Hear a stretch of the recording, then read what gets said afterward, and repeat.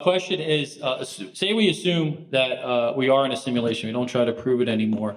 Would it be possible to come up with equations, knowing what we know from the past, to predict what inputs might be in the future, assuming that this is an original idea and it's not an input from the programmer, and we're not, on a holodeck within a holodeck within a holodeck? You think that would be possible and maybe escape the simulation? David, what do you have? Well, I think, we're probably stuck for now with the laws of the actual simulation, of the simulated universe.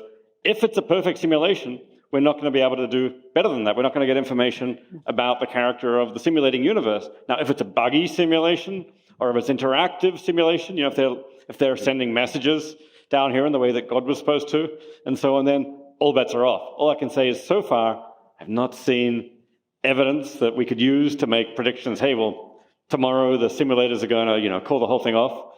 So all we can do there is speculate, as far as I can tell.